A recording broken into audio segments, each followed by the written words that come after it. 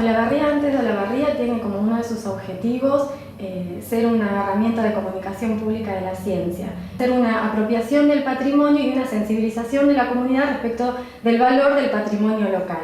Fue muy importante el trabajo con la diseñadora gráfica y con el dibujante para tratar de crear un concepto comunicacional que tuviera que ver con los objetivos de difundir el patrimonio a través del conocimiento científico.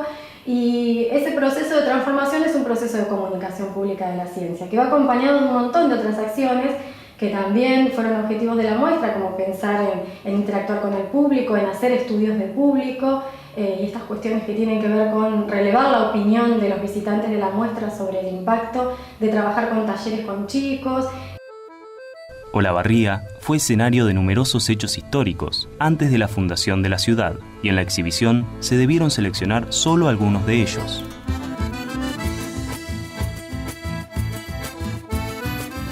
Con la llegada de los españoles al Río de la Plata, se desencadenaron grandes cambios en las pampas, se reemplazaron los pastizales nativos y las llanuras se poblaron de miles de vacas y caballos cimarrones, que fueron rápidamente incorporados al modo de vida indígena. Gran parte de las poblaciones indígenas, digamos, aquellas que sobrevivieron, digamos, al primer impacto de la llegada de los españoles, de la primera etapa, digamos, de la conquista armada, las que luego van a subsistir durante gran parte del periodo colonial en situaciones de relativa autonomía, tanto política como económica, como territorial también, y que van a tener fuertes vínculos entre sí y con los blancos, entre comillas. Que si bien estos vínculos reconocieron periodos de conflictividad, por supuesto, periodos de enfrentamientos, intentos incluso de evangelización, intentos misionales, también gran parte de los vínculos pasó por alianzas, por comercio, por interacciones relativamente pacíficas durante este periodo. El misionero jesuita Thomas Falkner, hacia 1750, realizó uno de los mapas más antiguos de la zona, en el que localiza dos ferias comerciales: la Feria del Cairú, en las sierras de la actual Olavarría, y la del Chapaleufú, más cercana a Tandil, las cuales estaban conectadas entre sí y con las tolderías por medio de rastrilladas. En ellas se comerciaban distintos productos, principalmente ganado, los derivados del trabajo en cuero, tejidos y matras, entre otras. Según las fuentes documentales, las ferias funcionaron hasta 1817, aproximadamente.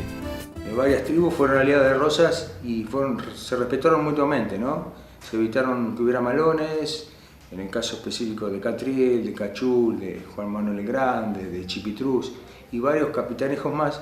Durante el gobierno de Rosas vivieron en paz porque respetó por lo general los tratados que hizo, más allá que era por conveniencia mutua, ¿no? Le convenía a Rosas también tenerlos quietos a los indios y los hermanos también era conveniente para vivir en paz. Con el gobierno de Rosas se diseñó una estrategia de política indígena muy particular y personalista, que en definitiva fue positiva para los pueblos que habitaron esta región. El Fuerte Blancarande es un fuerte, digamos, que se funda en 1828 por Juan Manuel de Rosas. Es, digamos, una de las primeras avanzadas que tuvo el ejército sobre territorio de pueblos originarios, es decir, al sur del río Salado. Hasta el momento solamente había datos históricos solamente de la ocupación de este fuerte, pero no información de bien clara, digamos, de cómo se construyó, quién lo construyó, cómo vivía la gente que habitaba el fuerte, qué relación tenía con los pueblos originarios. Este vínculo personal que implementó Rosas con los llamados indios amigos colapsó con su caída en 1852, ya que se rompieron los tratados de paz y comenzó un nuevo avance sobre sus territorios. La respuesta indígena fue mediante la resistencia armada. El ciclo de malones que comenzó para esos años tuvo dos enfrentamientos en la zona: los combates de Sierra Chica y de San Jacinto. En ambos, las tropas del gobierno de Buenos Aires fueron derrotadas por las fuerzas indígenas, lo que desembocó en firmas de nuevos tratados de pacificación. Esta tregua dio lugar a la fundación de Olavarría en 1867. Entonces, ¿no es el año 1867 la fecha de fundación de Olavarría? Bueno, en realidad... Sí, fundación. fundación, pero no quiere decir que anteriormente no haya habido población. Claro. De hecho, está documentado que había población.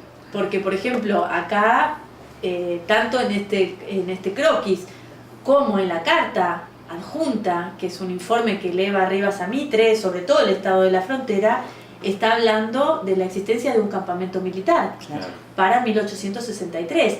Y en realidad, en muchos casos, las actuales ciudades se originaron como pueblos, digamos, en la frontera, que tuvieron a su vez sus inicios en campamentos militares. A partir de 1850, el gobierno nacional inició un proceso expansionista donde quería integrar al país como un principal país agroexportador. Esto hizo que implementara una política de avance sobre lo que se denominaba la frontera en una zona muy fértil como era nuestra pampa húmeda. Posteriormente, el gobierno nacional retomó la ofensiva militar de ocupación de tierras con la llamada Conquista del Desierto, que culminó con la derrota, expulsión, desmembramiento de familias y muerte de miles de indígenas.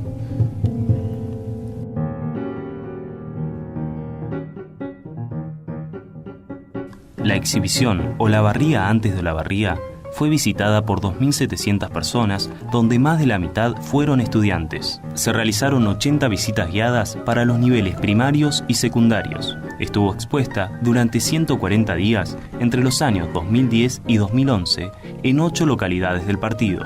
Parece que la propuesta se enriqueció a la hora de poder no dejarla estática en un mismo lugar, sino con la posibilidad de poder recorrer los diferentes museos que ofrece la red municipal de museos y haber estado también en la Casa del Bicentenario, provocando que la gente de alguna u otra manera se choque con la muestra, se interese por ella y que la pueda tener presente, además del trabajo intensivo que se hizo con las escuelas, en donde continuamente uno veía que había movimiento.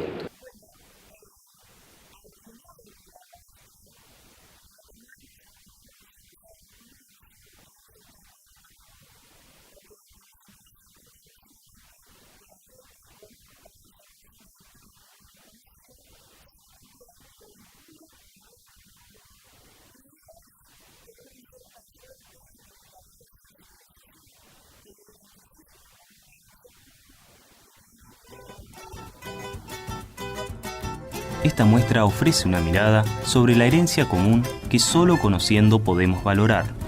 El patrimonio une el presente con el pasado, nos conecta con la tierra y nos acerca a nuestras raíces, dando sentido a nuestra identidad.